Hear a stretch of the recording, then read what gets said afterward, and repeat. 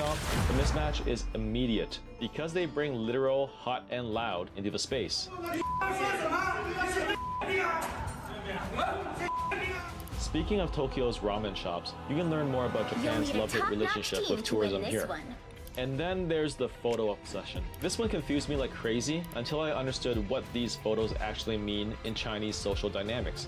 Sure, everyone takes photos and selfies, but the weird thing for me is that Chinese tourists always add an elegant pose that is completely unnatural.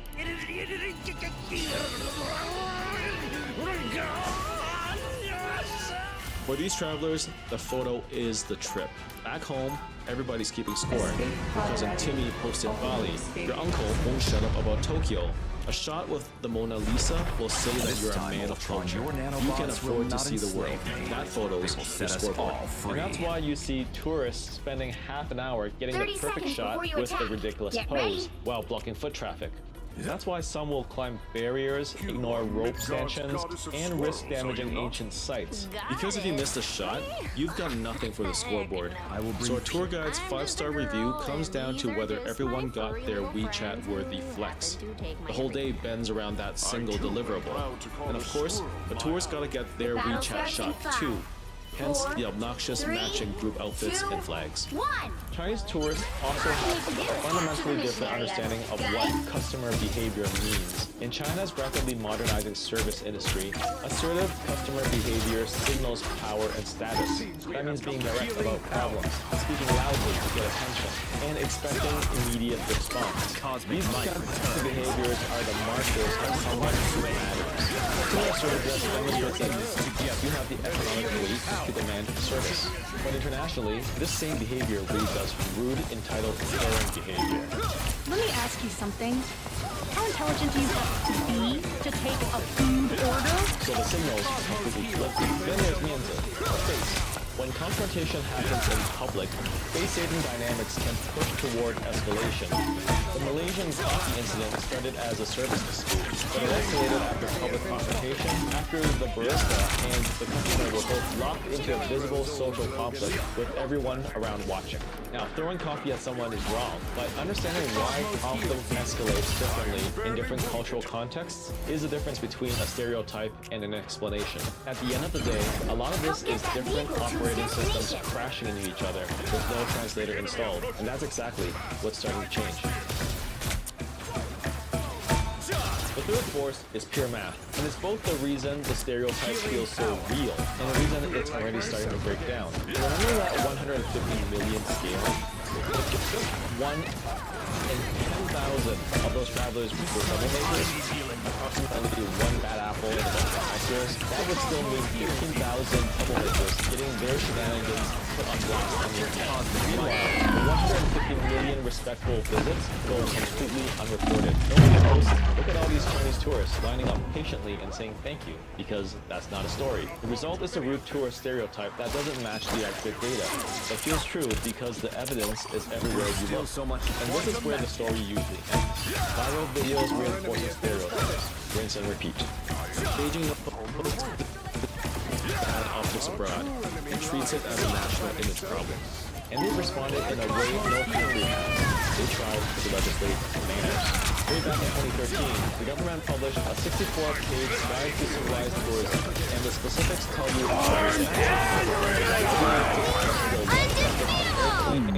don't force white people to take photos with you. Flush the toilet after use.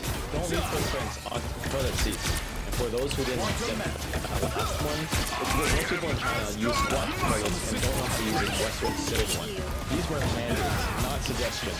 The state was basically publishing a behavior, and actually the advice wasn't enough, so they built a system with teeth. The tourist blacklist tracks citizens who behave badly abroad. File airport staff, blacklisted. Vandalize a monument, blacklisted. Open an emergency exit on a plane because you're impatient, blacklisted. If you get on that list, you can lose your ability to book flights, take high-speed trains, and even get certain jobs. Your behavior alone will haunt your life back in Beijing. And this is kind of related to the Chinese credit system. So if you want to deep dive on that, please like and sub so that you'll see it when the video drops. Citizens became legally required to act in ways that preserve national dignity while abroad. And for all intents and purposes, this public shielding component seems to work. The teenager who carved his name into that Egyptian temple became a national pariah overnight, and his family faced enormous social consequences. The incident embarrassed China, and the whole system made sure the country knew about it. No other government tells its citizens how to behave at buffets or reminds them to flush. China looked at the soft power damage and decided, we're going to engineer our way out of this. And the problem is, the incidents are still happening. But there are too many travelers, and their records are locked, and social media is too fast. Change takes years, and millions of passports are issued every month. But something is shifting. Gen Z overwhelmingly prefers IT, free and independent travel, over the group tours that defined the first wave. Nearly 2 out of 3 young travelers now book independently. No tour bus, flags, or packaged itinerary. And they're going to different places. Search interest for Uzbekistan more than doubled, Azerbaijan, Georgia. Central Asian destinations the tour group era barely touched, the opposite of the Eiffel Tower selfie circuit. The younger ones are digital natives. They do TikTok dances and root for Lakers and Rockets. My Chinese grad school friends find the tourist stereotype so cringe that when they hear Mandarin abroad, they'll answer in English. I feel better already. And that's the answer to the earlier question, how can both be true? Stereotype is based on patterns from a decade ago. The first wave, the tour groups, the highest friction moments. But that wave is receding. And the positive rating in the data is the current reality the stereotype hasn't caught up to. But the reputation lag creates a paradox. The destinations complaining loudest about Chinese tourist behavior are also the ones competing hardest to attract them. Now, remember those American tourists from the 1950s? That wasn't just a YouTube hook. It's the actual pattern. Enemy approaches. The cosmos heals you.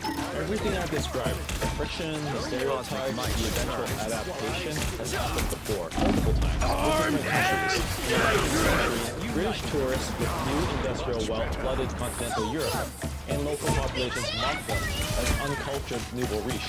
Same pattern, different century. From the 50s to the 80s, there was the ugly American tourist. Loud, mostly expensive, throwing money around without understanding local norms. And that's what I saw when I stayed at Hong Kong Stanley, where my relatives ran a tourist gift shop. It's literally the same complaints for a different country. Then the Japanese tourists in the 80s and 90s were known to be camera-clicking, group-traveling, and flag-following people who bought luxury goods in bulk.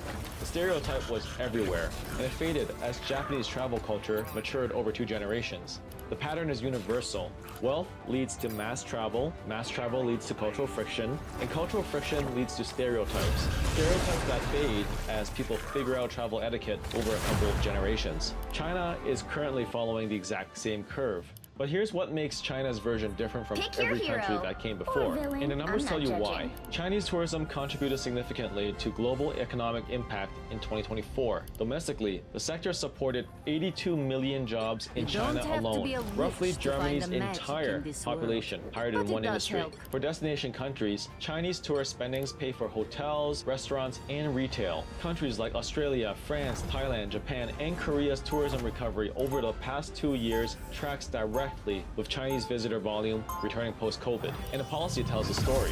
More than 50 countries have introduced visa-free access for Chinese tourists since 2023. But here's what destination countries won't say publicly. Chinese tourism is beyond an industry. It's a strategic lever. Beijing can turn the tap on and off depending on diplomatic relations, and destination economies feel it immediately. Japan is the clearest example. Ginza's luxury retail runs on Chinese spending. But when tensions flare for whatever reason, the numbers drop overnight because China wills it. Group tour approvals slow down, anti-Japanese The battle starts in 5. media speed up, charter flights get rescheduled, China lets its money do the talking. Playbook repeated with South Korea during the THAAD dispute, with the Philippines over South China Sea claims, tourism as a leverage. And it works both ways. When Chinese tourists feel unwelcome or unsafe somewhere, whether it's real or perceived, they redirect. Thailand's seen this. A few high-profile incidents with some viral videos of mistreatment and bookings collapse. The market punishes destinations that don't manage relationship with when we talk about Chinese tourists, it also means geopolitical forces. Their presence brings revenue. Their absence brings recession. The customer flow is both carrot and stick. And no government has figured out how to take the money without taking the friction. But there's a bigger question underneath all of this. Is global tourist norms just Western tourist norms that everyone else is expected to follow? Who decided what growth looks like? And who had to learn rules being there for road? I'm not saying the friction isn't real. What I'm saying is this. The rude Chinese tourist story is the wrong frame. The frame that actually explains the pattern is the universal first-generation traveler cycle, one every wealthy country has gone through. The West did this too, they just forgot. And if the pattern holds, here's a question worth asking. Who's next? The obvious candidate is India. It's got all the same specs that China had. A huge population, a fast-growing middle class, and an economy on track to be the third biggest in the world by 2035. And hundreds of millions have never gone abroad. So we'll run this exact same story again in a decade, just with a different flag on screen. In Canada, we're already seeing this. Each new wave will be missing the same manners that only generations can teach. At the start of this video, I described tourists who are loud, rude, traveling in packs, and ignoring local customs. You can assume I was talking about Chinese tourists. I was talking about the Americans in the 1950s. And 60 years from now, someone will make this exact video about a country none of us are thinking about. But yeah, when I visit Hong Kong, I'll still be bossing out at Disneyland. Some things just don't change that fast. If you like this video, you like this one. And if you made it this far, please like and sub.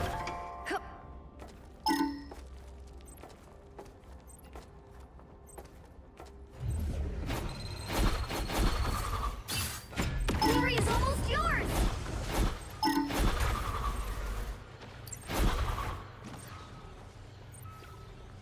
My good deed for the day. Why is Japan finally joining the tourists? Japan is building walls. Borders in front of its most on paper, Japan is getting 54 billion Nowhere yet. Going to overtime! making tourism their second largest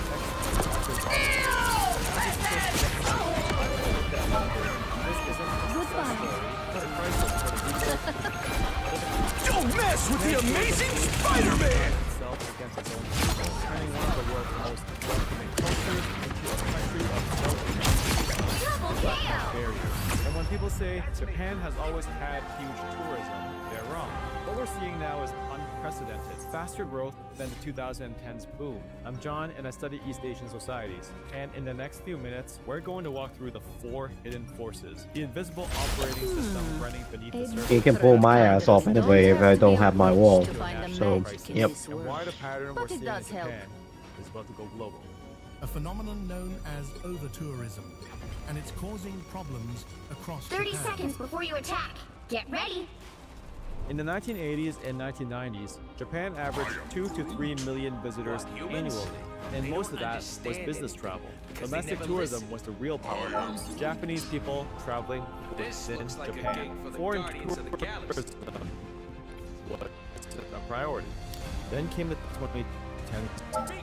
The battle starts in 5. Japan went from 6.2 million 3, visitors in 2011 to 2, 31.9 million in 2019. All you need to do That's a is capture the 5-time mission increase area. in Got 8 it? years, driven by visa relaxation, a weakening yen, and aggressive government marketing campaigns. By global standards, that growth was already extreme. But COVID created a whiplash effect that made everything worse. In 2021, Japan recorded just 330,000 visitors, a 99%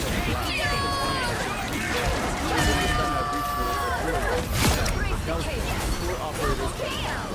When Japan reopened its borders in October 2022, the infrastructure to absorb tourists was unlicensed. Japan's finally lifting travel restrictions for the first time since the start of the pandemic. And here at the Daniel K. Inouye International Airport, many travelers can't If you want heels at the back, come back to the wall here. Pent-up demand from the lockdowns created a tsunami.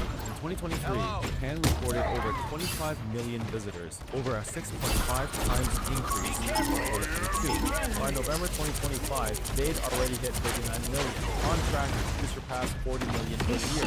That's about a third of Japan's entire population flowing through in a single year. That's faster growth than the 2010 boom, and it's hitting a country that isn't ready for this. And here's something that makes this deal messier. Japan isn't just dealing with tourists, it's dealing with a record 2.57 million foreign residents. And the backlash is coming together.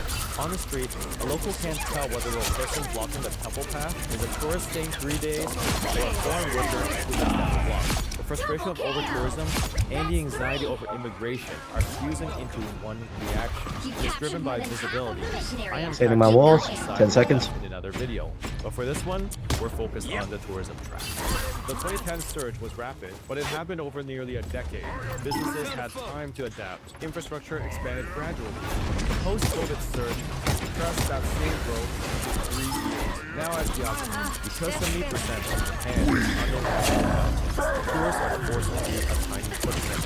With 73% of all stays crammed into just 5 cities. Tokyo, I am ready to put on a show! Yes. That concentration is what creates the Tokyo, the city has 1.5 million residents, but hosts over 50 million annual visitors in combined domestic and international tourists. That's a 33 ratio. To make that feel real, imagine 33 strangers standing in your front yard every single day, all year long. Now imagine trying to get to your car, walk your dog, or just sit on your porch in peace. That's what living in Tokyo is. Also, attractions like Neon, I put healing wall down. and its wall-to-wall crowds. Trap him, Residents trap her. can't see their own neighborhoods. Public transit There you go. is overwhelmed. The city doesn't feel like theirs anymore. Here's where the government's narrative towards conflicts with reality. Officials point to one metric to justify continued growth. Japan has GG's. just 0.2 tourists per capita. That's 1 tourist for every 5 residents. Compare that to France at 1.5, Spain at 1.8, or Greece at 3.4. By this measure, Japan has plenty of room. That number is a bit of a trick. It counts tourists across the whole country. You can visit places where no one visits. In reality, tourists crowd into the same few cities and the same famous photo spots. The math says Japan has plenty of room, but the people living in Kyoto feels like they're being squeezed out. So we've established that the growth is unprecedented and geographically concentrated. But that doesn't explain why 2024 and 2025 hit harder than 2019. So let's talk about money. Quick plug, if you like these sorts of cultural deep dives, don't forget to subscribe.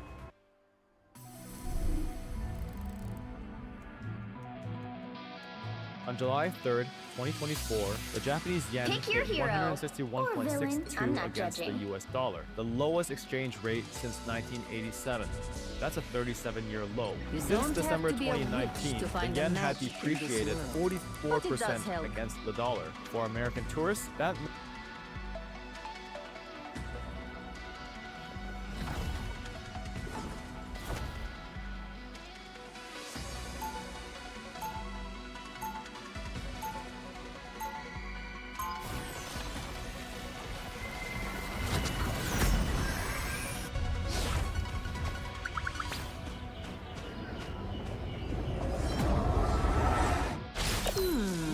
A different kind of chaos. 30 seconds before you attack.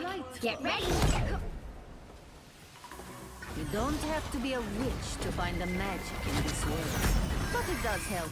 With both of our magics together, Steve, our foes will not know what hit them. Chaos. I only see opportunities. The battle starts in 5, 4, 3, 2, 1. All you need to do is capture the mission area. Got it? We must stop Doom's schemes before reality unravels around us.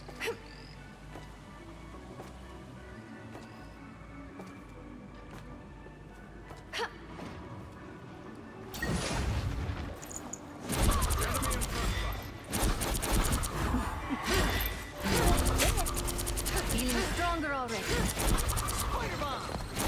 Looks like the mission area is yours to capture now. The mission area is yours. Keep an eye on this one.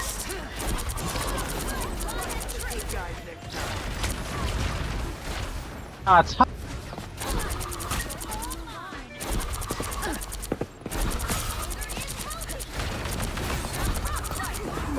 Disappearing. Behind you, my ally!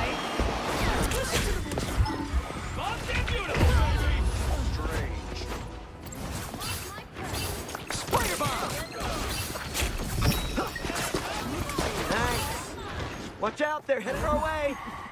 Be right back.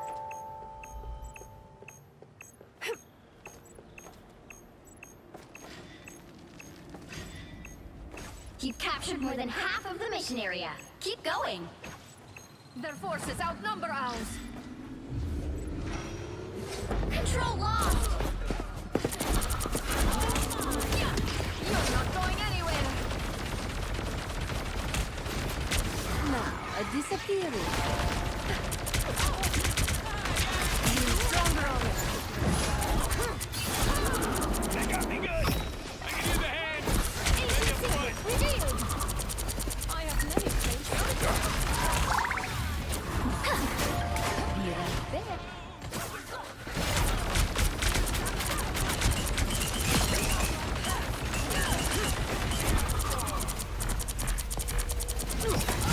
Double KO. That did the trick. The bad guys.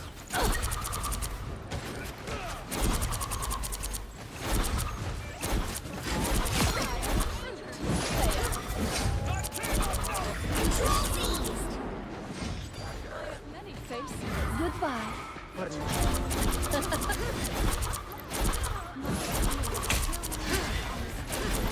Being stronger already. Now, a disappearing.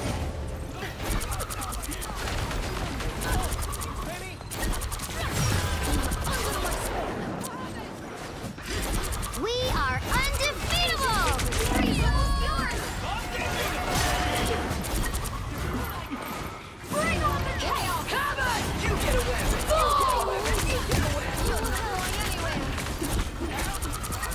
Friends, gather around. Limitless magic. You cross my path.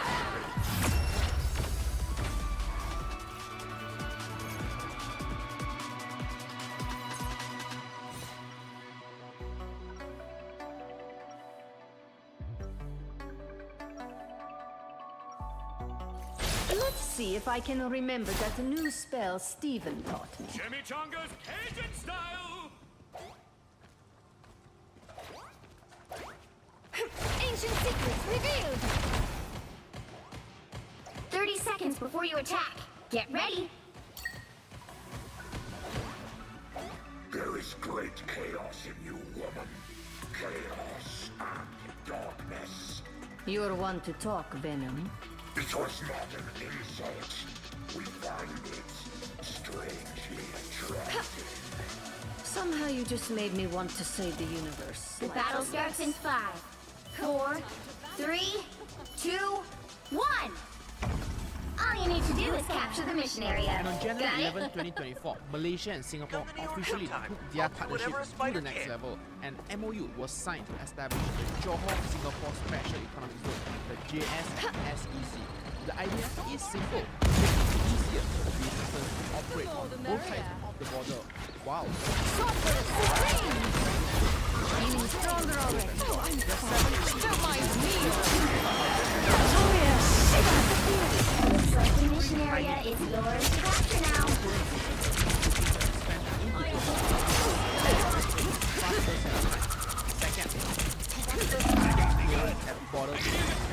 Beautiful, baby!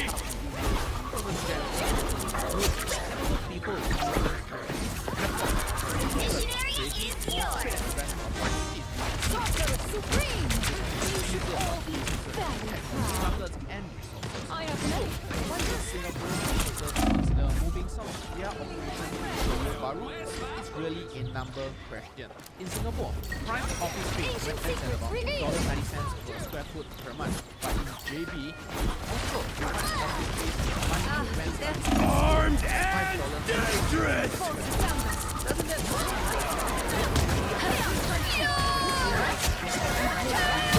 renting a factory space in Singapore costs about $1 per JB is less than 70 cents per square foot for a space. That's more than 60% My work, housing goodbye is one of the for me. biggest expenses. If you are still not wowed by the difference, here's the math for you. Let's say you want to rent a 10,000 square foot factory, which is pretty typical for a factory in Malaysia. That difference can save your business tens of thousands Captured of more than dollars half each. of the mission area.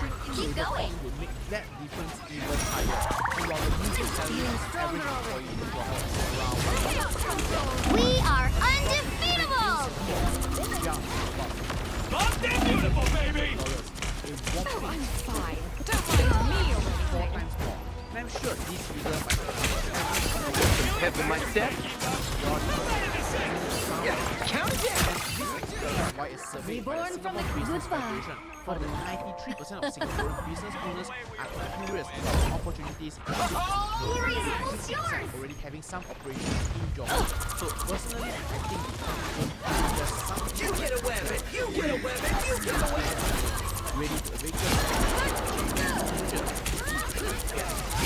Double KO! What do salmon and avocado have in common? If you've caught my budget you know the answer. It's tax.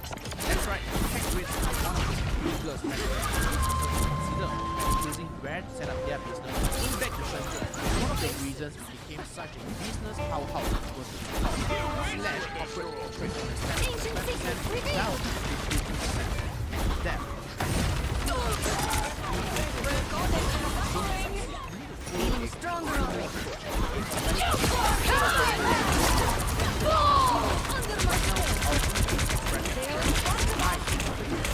but in essence, Stop that beautiful, baby! Armed and dangerous!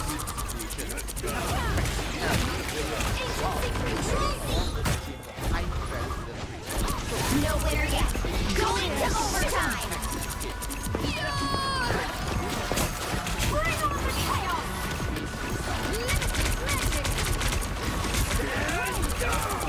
Forest City Special Financial Zone. Recently, it was proposed to be integrated into the broader economic zone that I mentioned earlier. Forest City is designed to focus on sectors like tourism, real estate, and financial services. And there's also a duty-free zone. Reborn This would from the hopefully chaos. create a more attractive investment environment, especially for businesses Their team's seeking capture cost progress has advantage. passed the While halfway staying point. close to Singapore, this zone is also significant enough that it will Malaysia's budget. Guess who just showed their stupid faces? Imagine a corporate tax rate of 5% for eligible businesses. That's better. My healing factor can't keep up! How about an assist?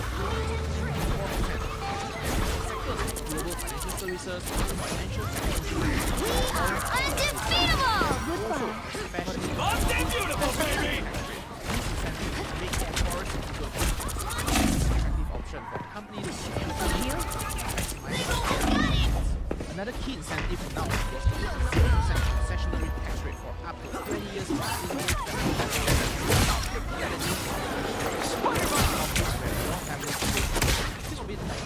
Forest City is a place where Magic and families can set science up in specialized perfect offices to unison. manage This should everything be interesting. from financial planning and investment to insurance, and even family succession. Attracting these family officers isn't just about bringing in businesses.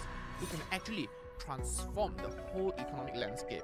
And over the past decade, the number of ultra-wealthy, or we call it the centimillion, Magic and open your eyes. Ultron is not here, yet I still feel his presence. I remember it all too well. Manage their global investments. And if Forest City can become that go-to 30 hub seconds to mean before you attack. high-value jobs, Get ready. boost in demand for infrastructure and real estate, and also a more vibrant investment climate in Malaysia. And other than that, the zone stands for I will bring advanced banking peace to this services, universe, capital markets, no matter and the also cost. innovative financial products that could truly elevate Johor's financial sector to complement Singapore, who, as I said earlier, Let's see if I can remember that precise spell. The battle starts in 5, economy, 4, international 3, connectivity, 2, 1! cost, and also All you need to do is capture the mission area. many Got it? stockbrokers and fintech companies have their bases in Singapore as well. And one of them is our favorite, Interactive Brokers. They are very well regulated in 10 different countries, comes with a super low fee, Ancient secrets revealed. for fractional shares trading. So you can technically start investing with just 200 ringgit. I personally My healing factor can't keep up! How about an assist? not recommend that. The mission area is yours to capture now. Lucky I programmed my sword to heal! Now that just slice it! focus. I disappear. Right, time to get my web on. The goal here isn't for Johor to compete head-on with Singapore, but to complement it.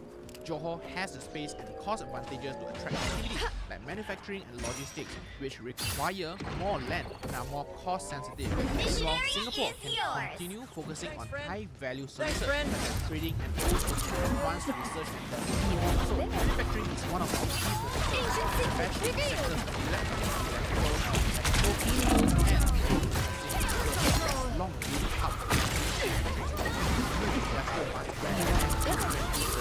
Our goods are really out of the value chain. But our problem right now is that many of the packaged activities like assembly,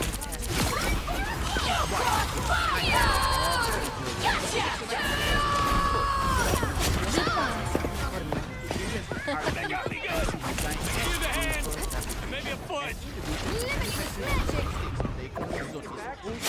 Like now. Thanks, friend. Tourism and healthcare to diversify its economic base. Data centers investment in companies like Nvidia, Apple, and Rich Data You captured more than half of the mission area. Keep going. These developments align Sorcerer Supreme. cloud services. Thanks, friend. Feeling stronger already. Tech-driven company. But let's be real, these unproven assets are easier said than done. Take a look at how many hours people lose every single day just You get a weapon. You get a weapon. You get a weapon. equals hours of loss. No trading, no spending, and Thanks, certainly friend. no transporting. Our Glory is advantage almost of yours. cheaper labor and rental doesn't mean much. Sorcerer Supreme. And this is why cross-border experience for both people and goods is crucial. And because of that, JB in Singapore digitized cargo clearance and passport assessment. Singapore introduced QR code system. We are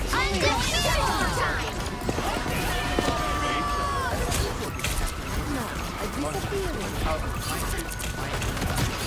Armed and dangerous! Again! Yes. Custom is good, but we can't get people Control lost. transport over private vehicles anymore lanes. No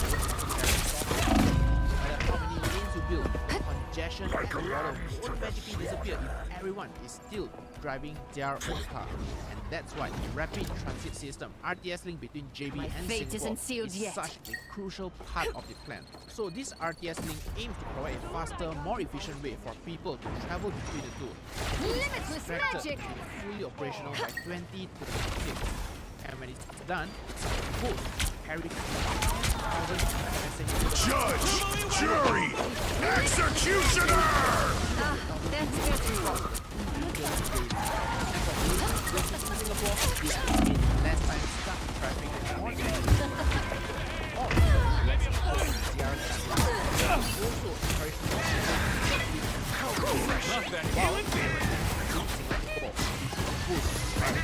My work here is Your not team's done. capture progress has passed the halfway point. Equals money. But of course, for the RTS link to be successful, it's so much more than just a fast train. How do you ensure seamless integration? Bob, damn beautiful, baby! Being fast as possible and making sure immigration processes at the RTS stations are smooth and efficient. These are the challenges whether the RTS No winner yet. Going to overtime. Double KO. Thanks, Penny! Johor Bahru really become the next Shenzhen metropolis. The ingredients are certain there. Advantage? Check. Lower cost and favorable tax incentives? Check. Strategic partnerships with Singapore? I guess in progress. The groundwork has been laid, but as we Another epic victory. Big win.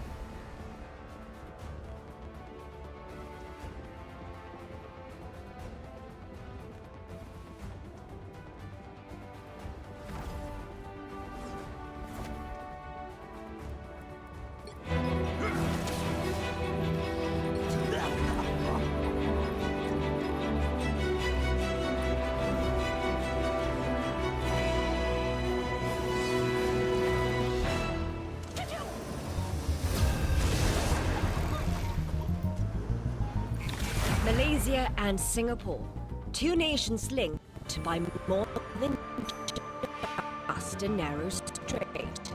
Their histories, economies, and cultures have long been intertwined.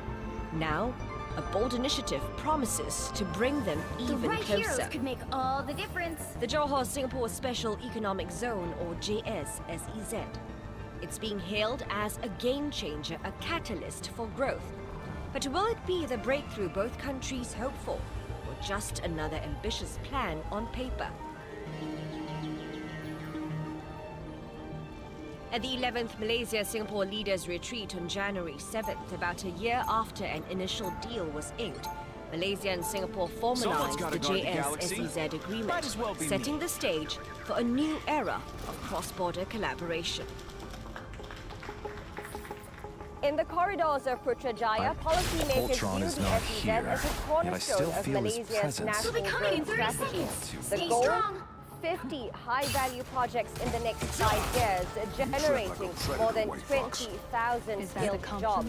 If successful, Johor could become Malaysia's next economic powerhouse, contributing to a projected $28 billion boost to My the national strength has GDP by increased. 2030, potentially rivaling the Klang The battle Valley starts as in the country's 5, leading 4, economic hub. 3, But 2, beyond the headlines 1. and big numbers, the question What can is, stop them why from now? securing the mission area? We are expected to become independent between 2028 and 2029. But for this to happen, we really need to I need assistance.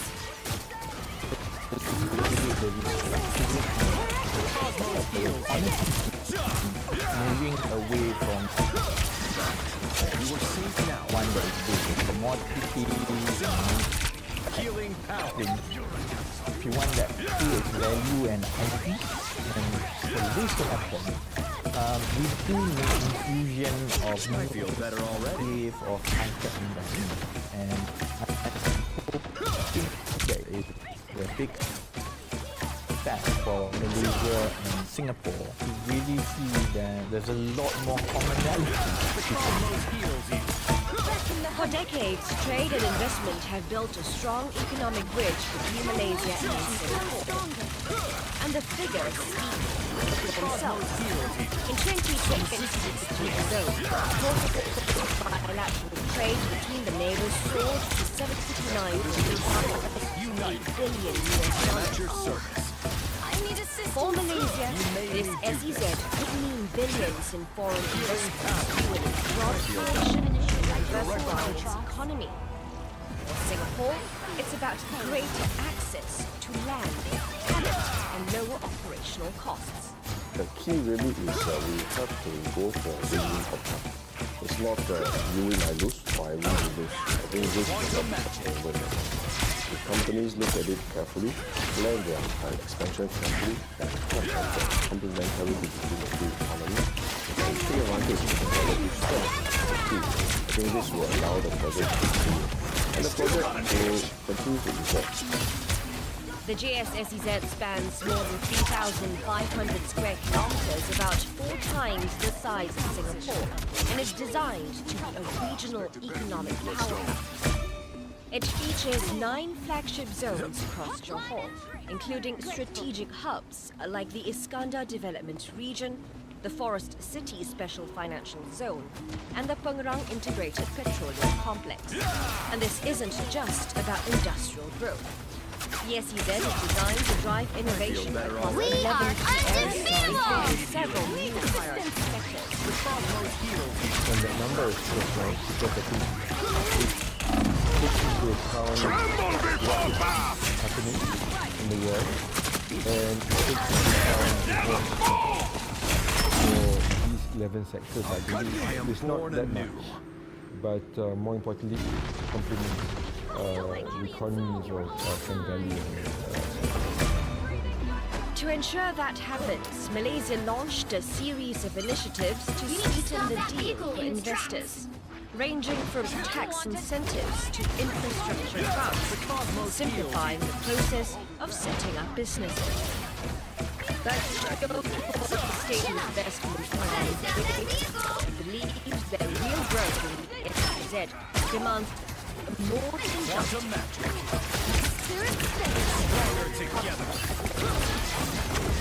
There are also, in fact, other factors. For example, availability of infrastructure and also the utilities.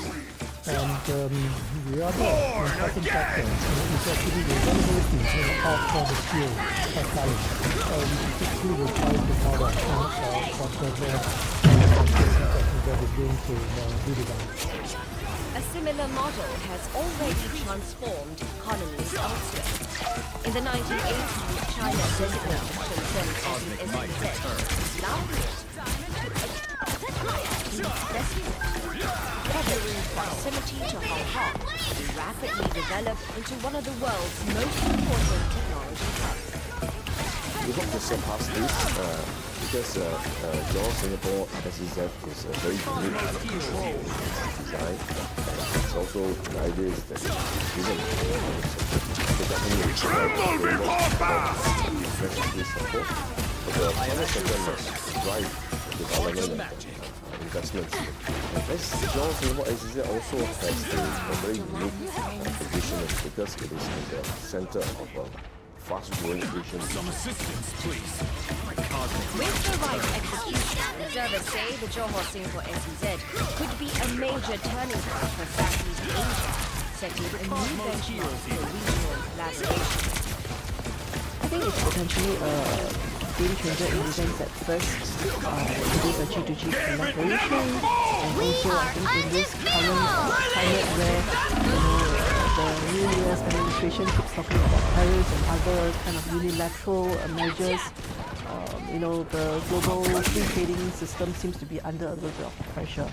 So of course, if you have bilateral or multilateral cooperation of this sort, I think it does give a boost, for investors. Target marked. The Johor Singapore SEZ has the potential to reshape both economies by driving new industries, creating jobs, and deepening regional integration. But the road ahead won't be easy. Glorious projects in the past have faced delays, policy shifts, and economic headwinds. So the question remains, can Malaysia and Singapore turn this vision into reality?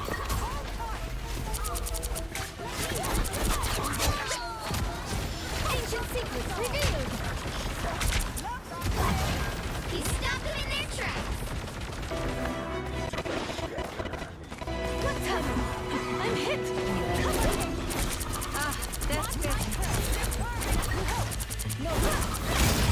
Malaysia's southern states undergoing a transformation.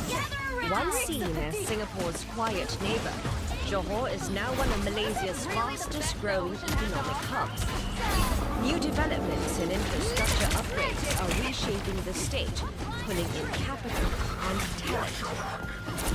For Singaporean businesses, Johor offers a compelling proposition. Significantly lower cost, just a short drive away. Take factory spaces, for example. Average renting a facility in Johor costs around 50 ringgit per square foot.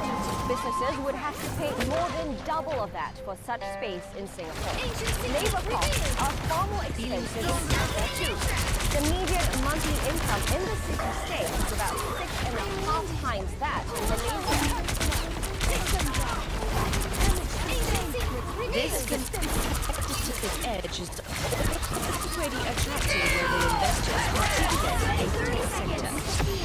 Princeton Digital Group, a leading tech infrastructure provider in Asia, saw potential in Johor's green data center industry even before the SEZ was announced. In 2022, the firm identified Johor as a key investment destination, and by 2023, they acquired 31 acres of land in Sedenak Tech Park to develop a 150 megawatt hyperscale Going to overtime! All partnerships happen in different times to develop. We are undefeatable!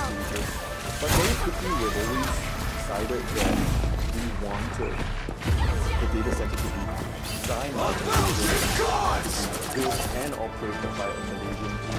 So in the short term, the rapidly higher local Malaysian talent. And I'm very proud to share that a good 70% of them are actually Johorians. Johor has been contributing more than 9% to Malaysia's GDP for over a decade, ranking as the country's third largest economy after Selangor and Kuala Lumpur. But now, the state has even bigger ambitions. We want to make Johor the most developed state in the country by the year 2030. We want Johor to be the most livable state in the country too. Last year, we've announced at least 252 initiatives for Budget 2025. And I've given instructions to all my state excos to ensure that we deliver these 252 initiatives, including the JSSEZ initiatives must be implemented this year. But while Johor is laying the groundwork, some businesses remain cautious. I think the smaller businesses who may have some concerns, and their concerns would be Pick your hero. Higher costs, I'm not number judging. one, higher cost of doing business, higher cost of resources, higher cost of labor, land. The other thing is with many big businesses coming in, our smaller businesses have to remain competitive. So there will be that area that they would have to look at. Businesses in Malaysia, in Johor, will have to adapt in their quest to Make way for the king gain of teams. from this entire strategy, this entire initiative.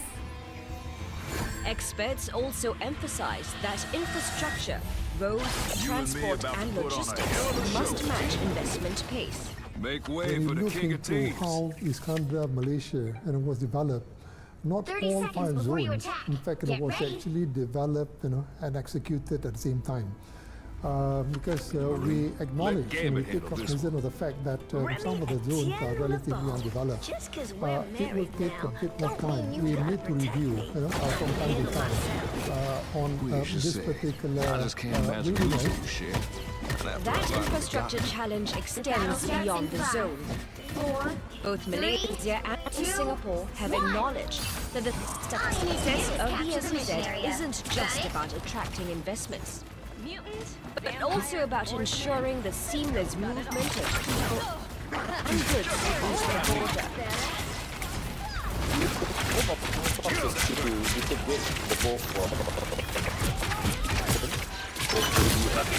Both cities are more integrated economically, and to do that, of course, we need good transport systems. We have good linkages and good integration in terms of our road system and our public transport system. That's why I think these are the way forward that we have to ensure that there are more collaboration between the Malaysian and Singapore government. RTS is of course a good starting point, but beyond RTS, of course, we are looking at other system integration as well. So I think that the Johor Singapore SEZ will make the whole area, whole region more prosperous. People can travel more freely, and I'm sure that it's good for both sides. As it stands, many Johorians commute to Singapore daily for salaries up to triple the amount they would earn in Malaysia. But with the SEZ taking shape in Johor, manpower is crucial.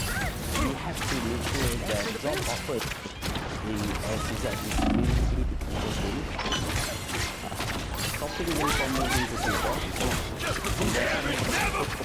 moving to Kuala Lumpur. So we want them to decide in Johor.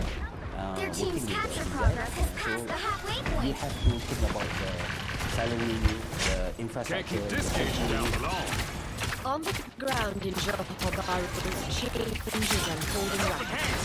The bustling city stands at the front side of this bold economic adventure.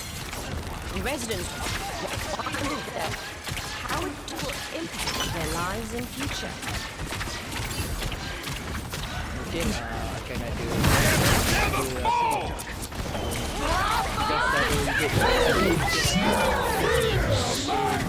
Saya rasa akan dapat banyak peluang pekerjaan.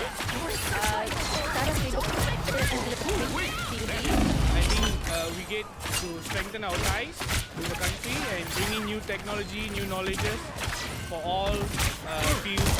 It might be good for our Johor side, but another way it could be like things might get more expensive.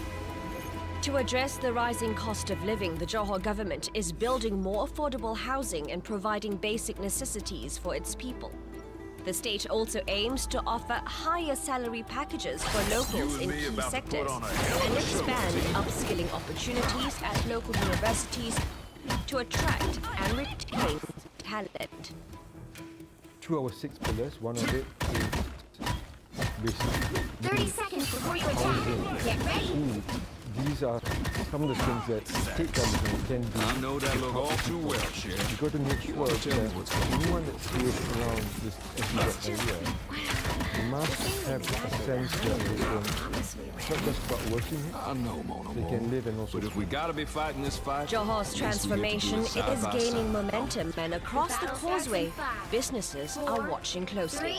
As economic ties deepen, changes here will ripple far beyond its borders. Wait, who took my boomerang arrows?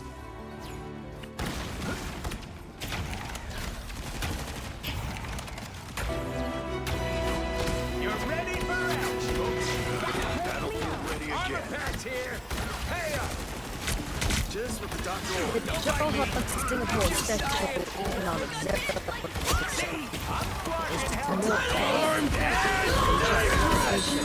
it's a reality in motion.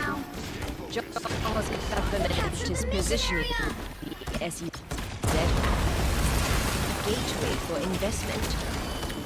Singapore firms in particular are seen as key players in this cross-border venture.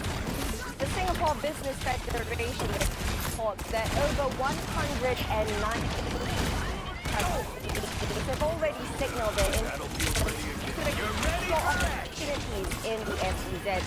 About 70% of them are Singapore-based companies, with a fair share of them being SMEs.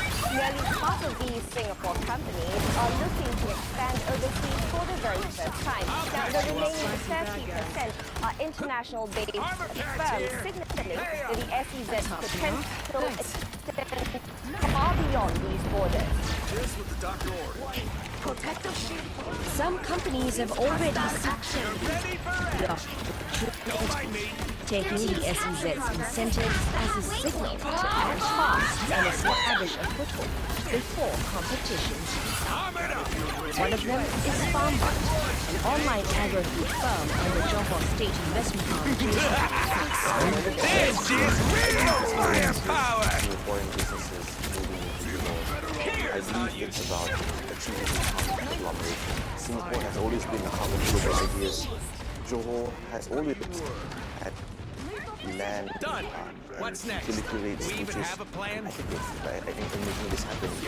And the way I see it, given the incentives provided by the SEZ, it makes sense beyond just having a Johorian presence, accessing the markets of Singapore.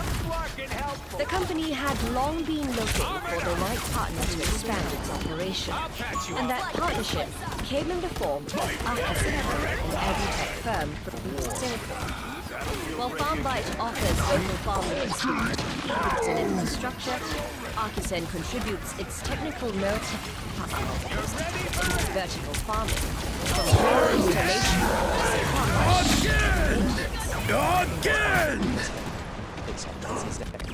it being a spin-off parts of Malaysia, companies are able to benefit from a very attractive tax rates.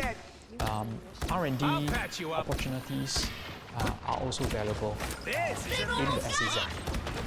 Research that has already been done in Singapore related to agri-tech technology can then be deployed in SEZ, and SEZ can be used as a test bed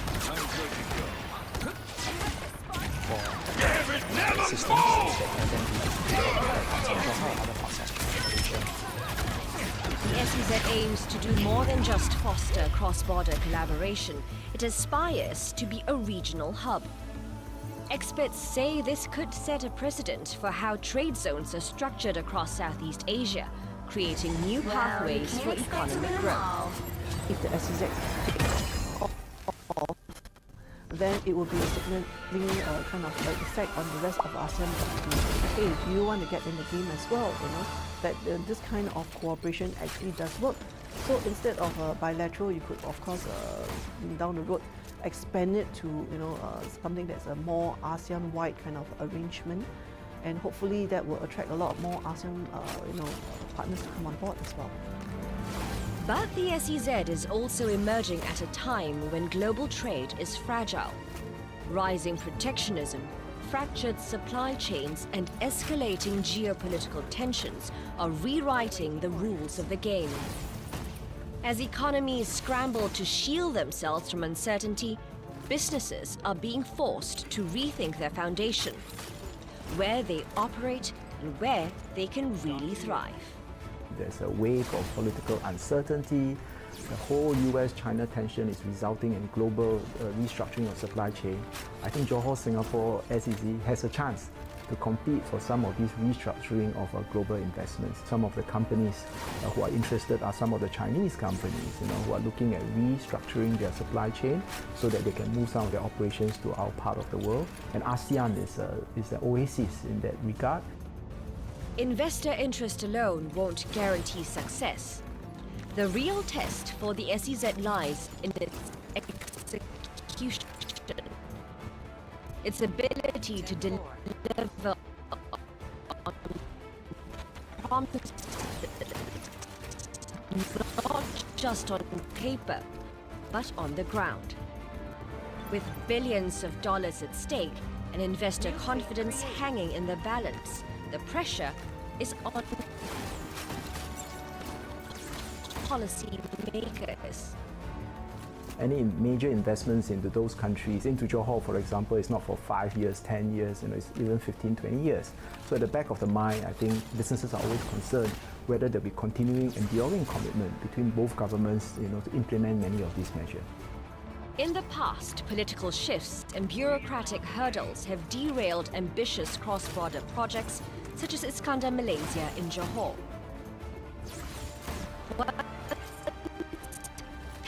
Heralded as a potential game changer, observers point out that it struggled with inconsistent policies, delayed infrastructure, and change in government priorities. The Malaysian government insists that this time will be different. There's always a concern if there is a change of leadership or government or even a different minister, then what can happen to something as ambitious as JSSEZ. I take comfort from the one truth, which is this is not driven as a personal or administrative project. This is a response to a commercial commitment. Please composition updated. The proof of the pudding is to make sure that it realizes its commercial potentials and we are able to get that committed 50 projects in the first 5 years off the ground. And I think once we are able to demonstrate that, then we will be able to convince more and more investors who already understands basically the theoretical synergy and value offering of such economic zone between Singapore. More than just an economic zone, it's a test of confidence. The next few years will reveal if the Johor-Singapore SEZ can turn ambition into action and achieve the success it aims for, or fade into another cautionary tale.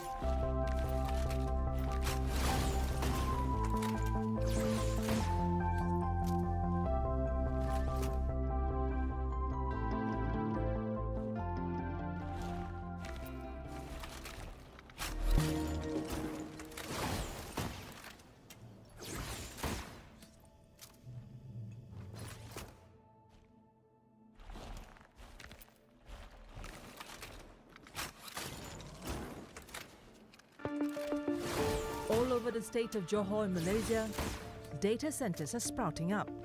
We don't just have data centers, we're actually building AI factories. Malaysia wants to be an AI powerhouse. Billions are flowing into building data centers here, alongside cloud computing infrastructure. I think the boom in terms of investments in physical data centers in Malaysia is real. Yet critics say Malaysia's AI strategy is much too concentrated in hardware. Just stopping at the infra layer alone, we are not really creating a lot of opportunities for developing AI talents. While those on the ground question who will benefit. Jadi di mana yang akan menjadi prioriti keutamaan, sama ada masyarakat ataupun pihak industri.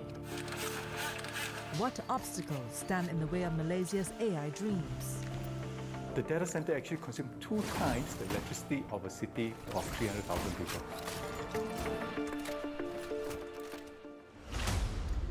Docking in progress. Course set.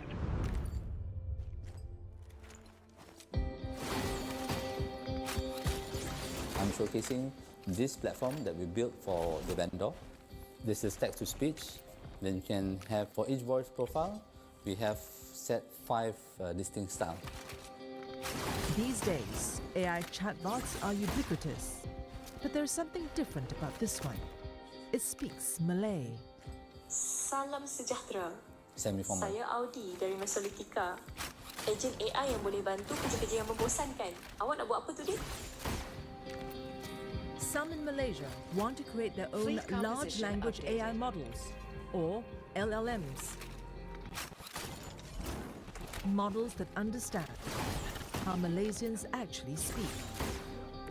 In the early days of ChatGPT, like 3.5, GPT-4, and probably the early version of Gemini, they couldn't really understand the nuances of the language, especially in our local context, right? So this is tackling the nuances of Malaysian language, especially the mixed language, Bahasa Rojak, in other words. Bahasa Rojak, meaning mixed language, is a colloquial form of Malay commonly spoken in Malaysia. It combines formal Malay with slang, Mandarin, Tamil, and dialects. So that's where we started to train our first model, Malam 1.0, from scratch. Malam is an example of Malaysia's AI ambitions. The country has grand plans to become an AI powerhouse in the region. Between July 2024 and June 2025, Malaysia accounted for 32% of AI-related investments that poured into Southeast Asia's AI investment, worth around $759 million. This is second only to Singapore. Much of the investment in Malaysia is for infrastructure build-out, such as data centers.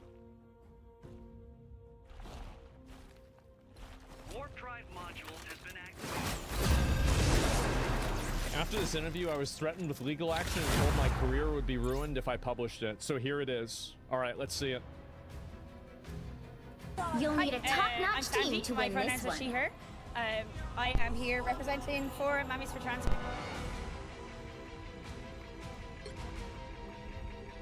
Today, we have just come into the park. We're very hot and sweaty and tired and full of emotional because the streets were full of joy for our trans kids. You So don't our have group to is be a about witch stepping to out find the magic in for this world. standing up But for it our does kids help. because the political landscape is heinous, and we our 2 co-founders, neither of whom are here today, unfortunately, Claire and Karen. They decided don't that have to be a witch. They needed to do something. This time, So Ultron, we your all robots formed, will not year enslave on year, me. month They will set us all free. 30 seconds before you attack. Get there's ready. more and more of us Uh-huh. coming together across Ireland in all of the five marches and protests this summer. We're nearly in every one of them. So we're Yeah, going around I've spreading never love, been the kind of girl who follows spreading a the standard joy of path. being parents who can love and stand up for our kids. And do your members have The trans battle kids? starts in 5. Some do, some don't. So 4, some are allies. 3, some people don't have 2, children at all. So 1. to be a Mammies for Trans All Rights you need to do and is participate capture in the this group mission is area. about Got loving it? all of our kids and giving all of our children, wherever you're from and whatever you look like and whatever your gender and your identity and whatever else. have to be a parent at all to participate in these loads of baddies.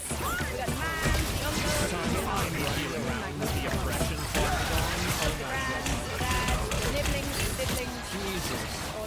can I ask you, what do you think of the puberty doctor trial over in the UK at the minute? There's a lot of pushback against it. I think it's a really difficult conversation.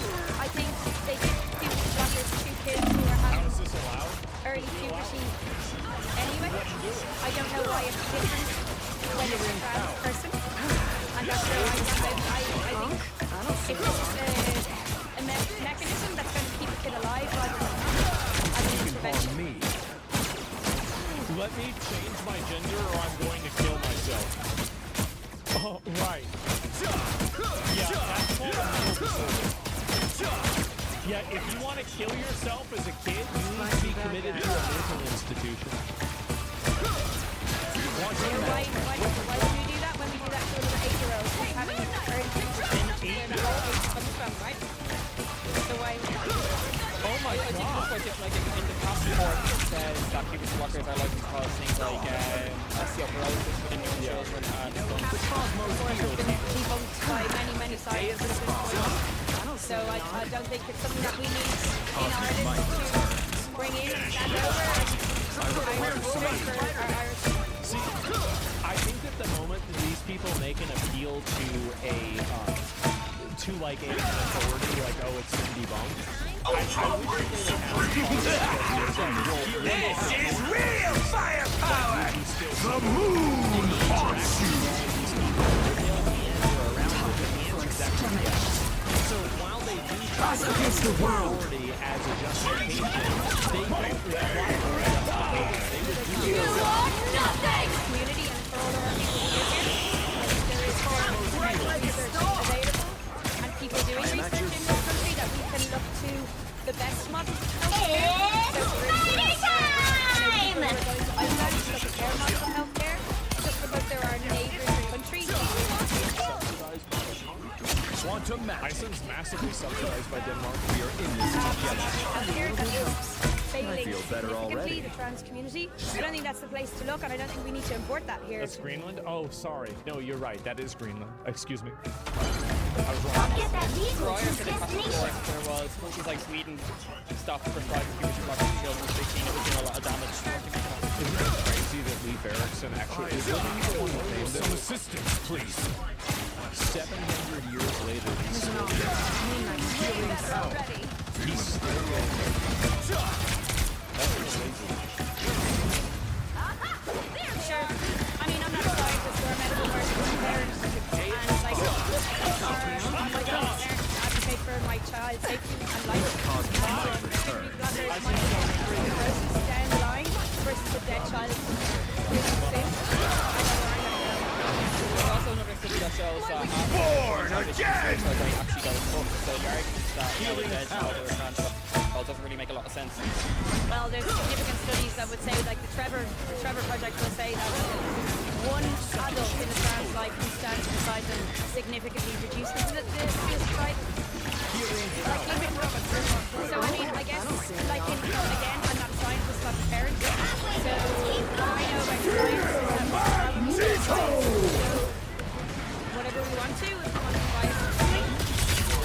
People don't actually give a shit about science. Why have you got cancer?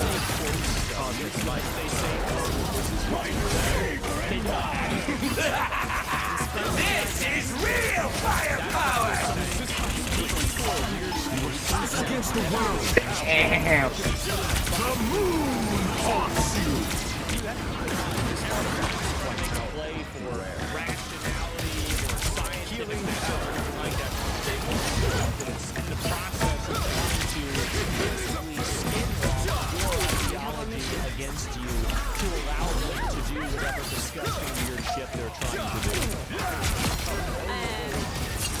And I mean, it's really prerogative, right? So how they decide, how they bring their kid in, how they talk with their kids, how they engage in informed consent and advocate for their child, with their child, of their child. And I mean, that's a really individual. They teach parents what their priorities are, how they live in their lives and their families.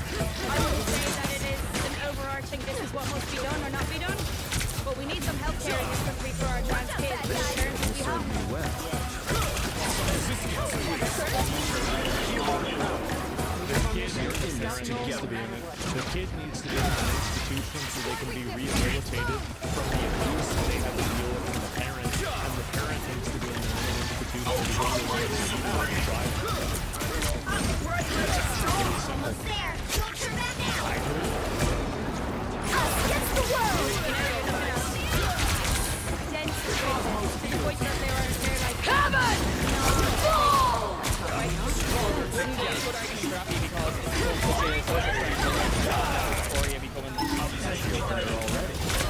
Even though the numbers for trans sales have skyrocketed. So why do you think the numbers have grown so significantly? We are in this together. Probably things like more language available, more education. You know, in the 80s, there was, I don't know how many people in this field were queer and didn't have the language for it. And maybe it's like not too different from that. You know, and maybe there's safety mechanism of people so I didn't quite, so I didn't. Judge, jury, executioner! Children is the only thing, and they don't really understand that language in the first place. So people I think they do. I think they do know things. I think these She thinks that the kids understand the nature of being gay and being trans. They understand the implications of it, and they have like fucking three-dimensional reasoning of like why it would be more okay to come out as trans now versus before.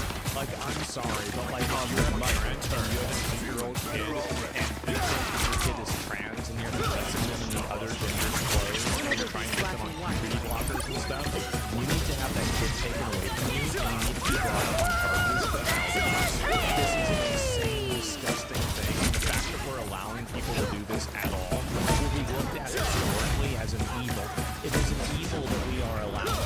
Like, we need to immediately shut these people down, and we need to do something way it is doing. It's not enough to simply remove the problem. We have to punish the people who create it. If it's doing this sick, yeah, they're basically my concern. are really disparaging sometimes with children. Like, I mean, people in baby, people getting baby grows, children is baby, like, us against the world. Magneto! I mean, it's the same, but in a dressed up differently, right?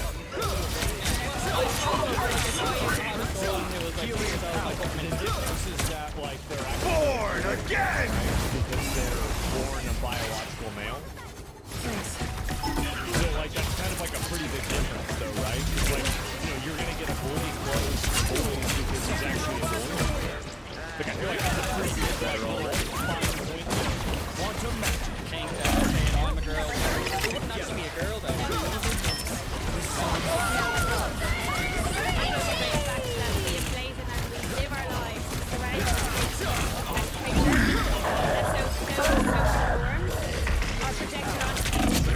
The fact that this stupid, retarded parent is able to go out and talk about this proves that we're not living in a patriarchy.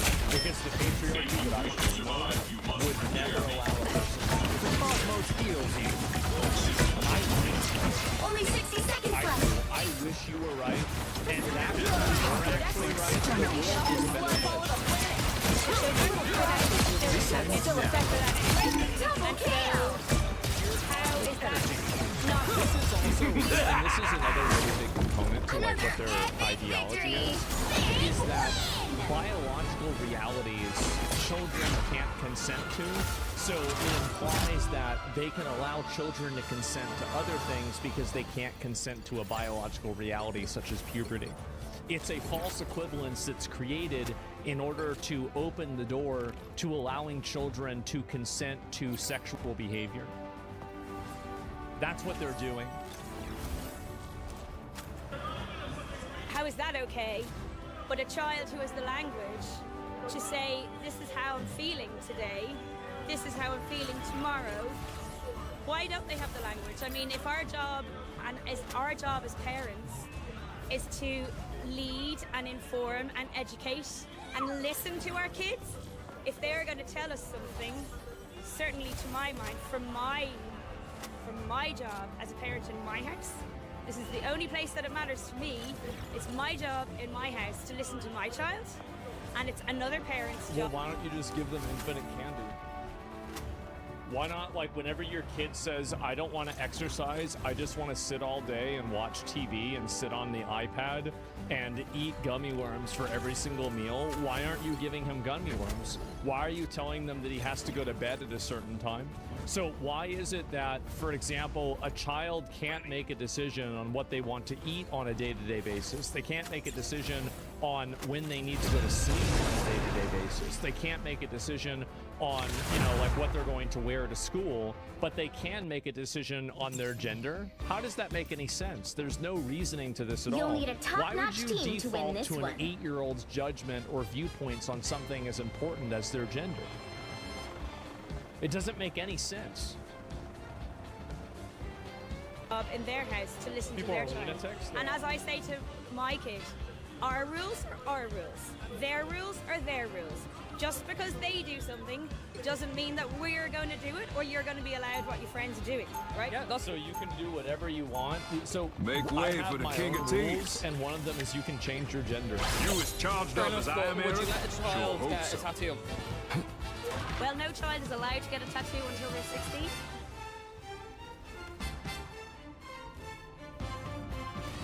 "30 seconds before you attack. Get ready." I fought a Cyclops centuries ago. A nasty creature. I vowed to These smite people all need its to be kin. oppressed. I still got both eyes behind this They're visor. begging to be oppressed. They're Remove it saying, then, good sir, we so that I need may to see be who put can in obey a for fucking myself. institution, The battle starts in in a 5, jail, 4, in something. 3, 2, 1. Or 8. No. So they need All you need to consent do is capture already. the mission That's area. already looked Got after. it? Why? Is that because you like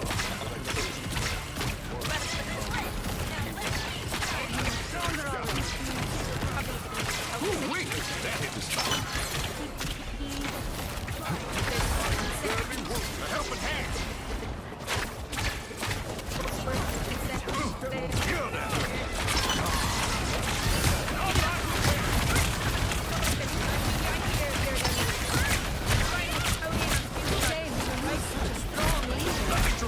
Social transition is the first part of it, right? You know what that is? I did the master heal also. Yeah, that's all the adults in your life trying to groom you to being a girl and then you're not a girl. That's what it's saying. If you're socially transitioning somebody in a public school, I think you have to be and any of the administrators that were aware of children should all be brought up and tried with grooming charges, federal grooming charges. To lose their job, you have to destroy their lives. You have to completely and absolutely destroy them. And only then will they start listening. And maybe that might not even be enough. You might have to go around having people around you in order to be a culture of fear to make other people enforce this. Disappear! And I'm not above that. Damn it, never fall! Against the world! It's the end up in the majority of the stuff. I mean, maybe that's happening, right? I like that. Maybe that's right. It's a slow journey, right? Like a kid doesn't come in. You know what else? Isn't it crazy how you could have this? You could literally just change the vocabulary, change one word, and this person would be advocating for themselves going to jail. It's a simple process. It's a slow process getting a kid to believe they're another friend. Oh my God. Ain't nobody stealing Gambit's chance to 100% win. if you have the ability to steward the child's mental capacity at all. All to prove a point or conduct some kind of social experience with problems. Boost out here. This isn't a happen to solve this from federal companies and that's to make it happen. I actually think that Hey, hit you real hard. I really think that a person who's these people and like really actually like seriously go after them. Now you do the same for me, will you? I think they will. Got eyes on one. Crazy. But the whole thing that just came out is that these people are dangerous, deranged, pedophile freaks, and we're going to treat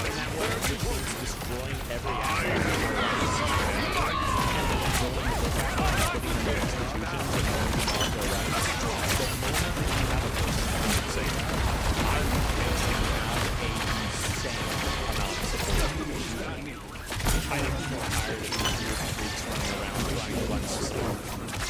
I think you'll be tired of it. I know I'm not. I don't think I'm the only one. I think there's a lot of people that they see some weird fucking, I don't even know what this is, this person going around advocating for this, trying to groom them into creating another gender, trying to have adults that aren't even the parents doing it as well. I think that the moment that you actually take a firm stance against these people, and you make it not just punishment and retribution. Because that's what it is. It is. Never fall!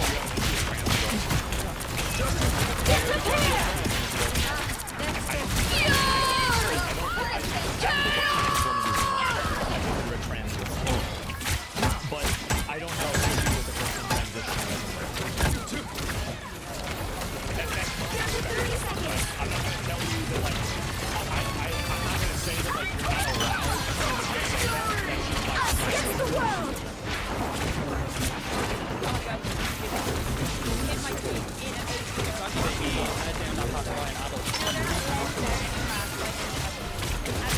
The final 10 seconds!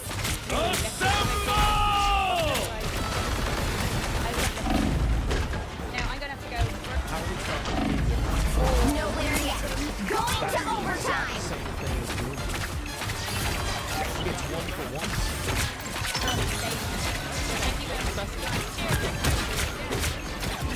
Oh my god. So there are going to be shot running and the camera was chased under the heart with a man wearing daddies for trans t-shirt. I was threatened with legal action. Told my career would be ruined if I released the footage and a group of people would not let us leave.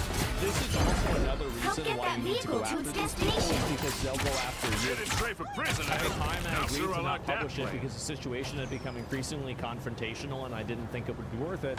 I've changed my mind. If journalists are willing to interview people that they agree with, they also should be willing to ask difficult questions about the people that they disagree with.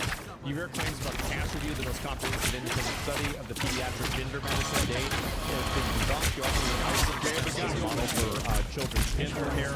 These people in their group, that's exactly what we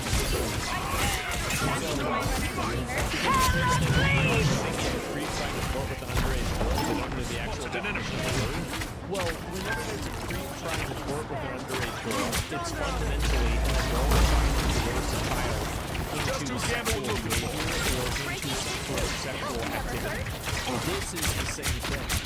This is an adult trying to coerce and trying to lead a child to a conclusion, a sexual decision that they don't fully understand. How do they know they don't fully understand? Because they're 8 years old. That's how you tell. They're head up. Never fall! 8-year-olds with this, absolutely on. Disappear! Adults over children. Yeah, definitely. It's called age consent depends, but I do fully agree with you. Age of consent does depend, but I'm not talking about 16 to 18, okay? I'm talking about 8.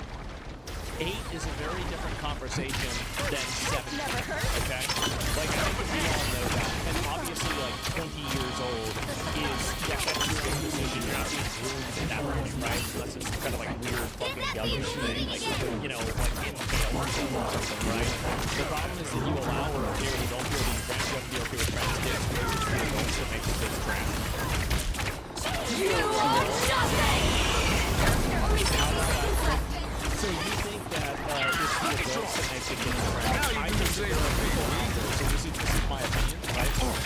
I think that there are people out there who genuinely believe that they're the opposite gender. I think that if you just kind of do some thinking about, like, what really is the scope of human psychology, right? People think all kinds of crazy things. There's people that skip is it really outside of the ordinary to expect that there are some things that are 30 seconds. I don't really think that that's too outrageous to me. So, really, and again, like, you can say that you should enable it, you can say that I don't agree with it, you can do any of that stuff, but I don't think that it necessarily means that trans adults are trying to talk to kids about being trans. And I don't think that they should do that. And to the extent that they do that, that means I think they should be put in jail. So,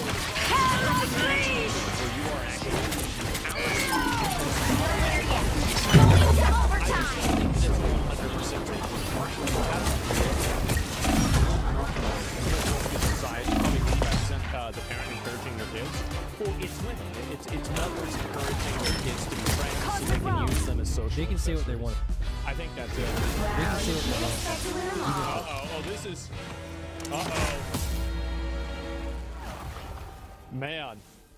This is... He's trying to pick a side with this. Oh, God. I'll have a vanilla latte, please.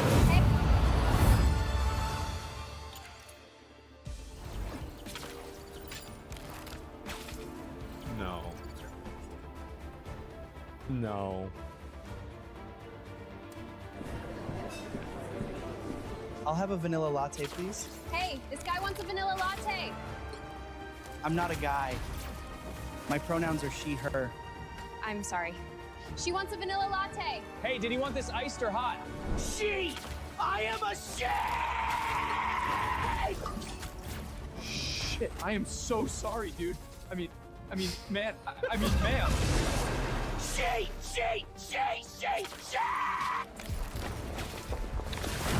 What are you doing? Are you crazy? I'm sorry, I can't help it. He looks like a dude. You don't sorry. If you don't stop, this guy's gonna shoot up our shop. Sorry again, enjoy your coffee. Please come again. Have a good day, sir. Oh, shit. Pick your hero. Or villain. I'm not judging. Oh my God!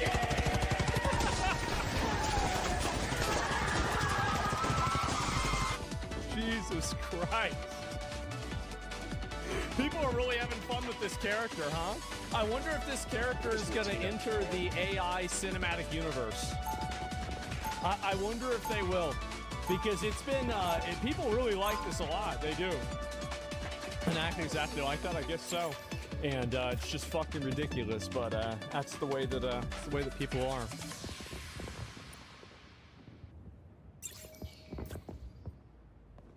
"30 seconds before you attack. Get ready." Looks like MSNBC is pretty much dying, like totally dying. And it's time for Lefties Losing It. What is this? And bad news for MSNBC. Their ratings were already low, but they have plummeted even further in the crucial 25 to 54 age demographic. I'm so happy about today's crash out because it means they can justify having their job. All you need to do is capture the mission area. Got it? 41% during prime time, and 34% 41% drop? Oh my God! Yeah, they're cooked. The total broadcast day compared with just a year ago. Now this is according to leaked ratings figures. And why would I need healing? It's a wrap. Are you I need a drink. I need a drink.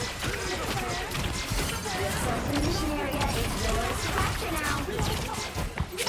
Double down! Not like that, sight.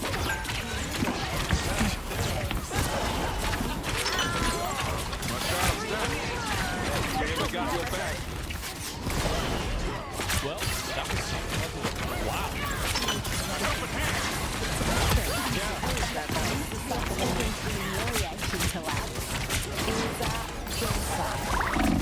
The speeches are getting much more disturbing.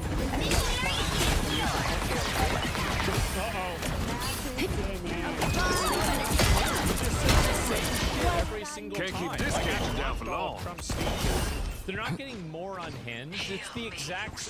It's literally like he even had like a list that he would go down. It's just copy pasta the same time. That's why we stopped watching them, because it's like he's gonna talk about this, he's gonna talk about the trans thing. Just to boost that. He's gonna bring up windmills. He's gonna bring up windmills. He's gonna bring up birds.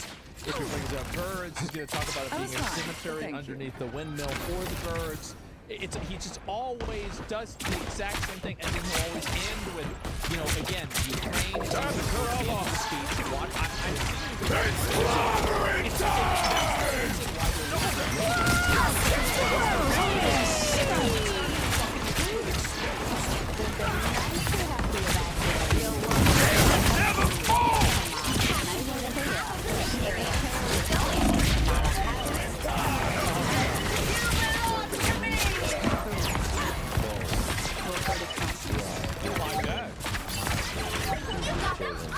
You talk politics with them? Yeah. Of course. I mean, like, really, like, what else are they gonna do? When Trump Yeah. came into No, I believe became that. president, the way they treated us changed. For me, Found me somewhere to fight. Just the boost I need. And that's when they started giving you more food. exactly. More food, treating me better, stop pushing me, stop screaming, Now TV only related to because he knows how to stop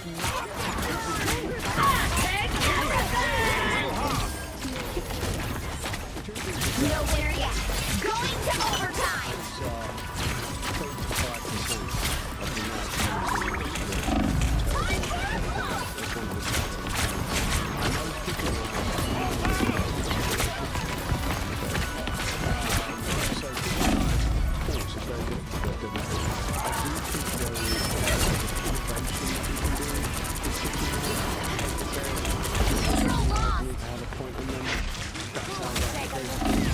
Well, what if they this is a good idea. What if they made every kitchen knife magnetic, and then they made every shirt also magnetic? But the opposite.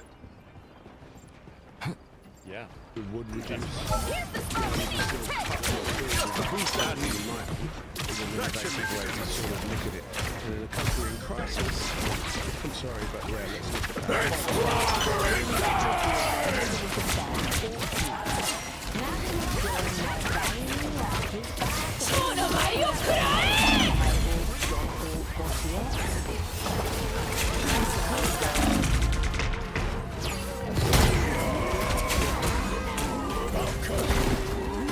Women can do more jobs from women, the patriarchy always wins. Now, Your team's a lot capture has been progress said is about past the halfway point. judges, lawfare, and even the here they come. Here is a judge not talking about constitutional matters, but the importance of justice looking like the offender. Never got your back. That's why you're the one in charge. That should make a difference.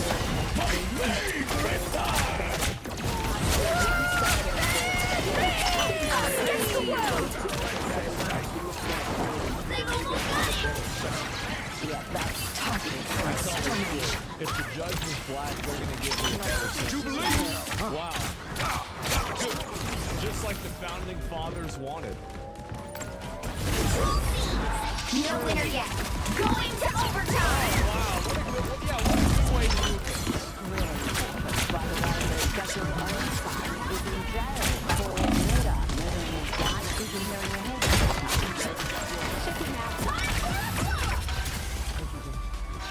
3 times? What the hell do you need to do it 3 times for? What an idiot. 3 times? With brave women's rights warrior Kelly embarrassing. J. Keane. She is a great champion You and me of about to women, put and on a she's hell in of the a show, US to Petite. fight against the excesses of the trans movement. no. But the young woman interviewing her here insists that Kelly J. Keane call men trans women. A man who 30 seconds before you attack. Get ready. Transition children. So, Herd Alchemax was trying to create super weapons based on so men in women's spaces makes it no longer a women's space, so we don't have a right to call space if a man is allowed in it. Have you ever felt personally unsafe with trans women in your spaces? Have I felt unsafe with men in my presence? Yes, 100%. The battle starts in 5, 4, So that would be free 3, speech. If you say 2, you're free speech 1. and you're trying to All you need to do is capture the mission area. Got it? Looks like rest and relaxation ain't in the cards no more. Why is there a Palestine flag here? I thought this was about trans stuff. The hell is this? Just who can look just the boost I need. Never heard. Women workers, those dehumanizing with modesty garments, to free themselves. Looks like the mission area is yours to capture now. The mission area is yours. Starting new clothes with a new pronoun. Never fall! Clothes. Now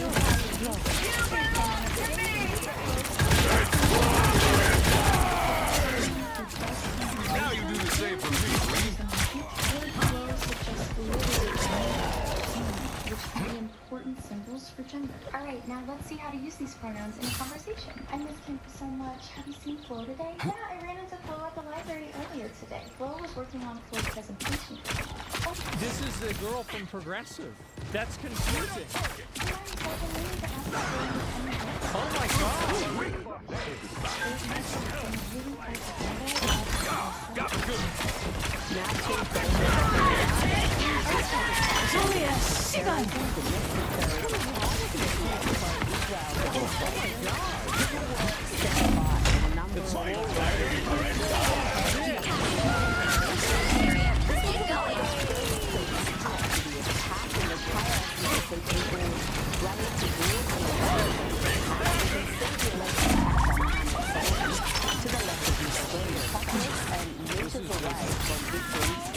We got your back. To watch this part about the news stuff. This is about something separate. Just to boost that.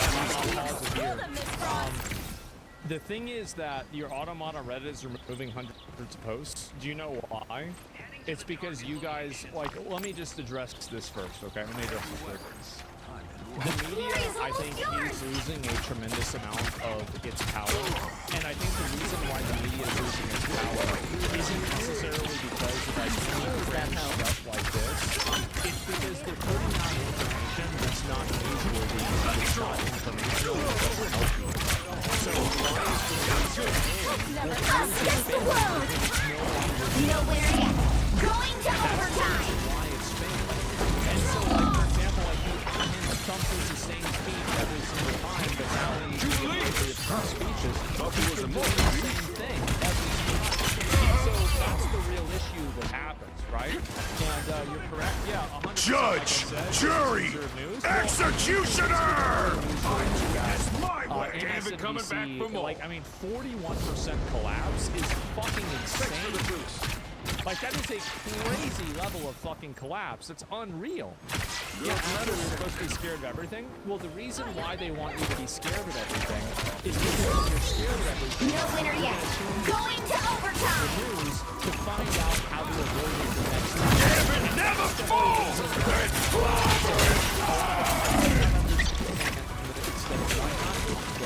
But that is the reason, that is their goal. They want to keep you paranoid, freaked out, worried, and that way you keep tuning in to find out what happens next. So yeah, that's it. Instead of 4? Instead of 10? Yeah, that's basically about it. Yeah. So for every 10 people that were watching, there's now only 6. And that's a really bad ratio. That is a crazy and After News Network #1. Well, the reason why a lot of people watch me is that I think I at least try to get things right, and I don't actively try to put a spin on things that's unfair. Like, for example,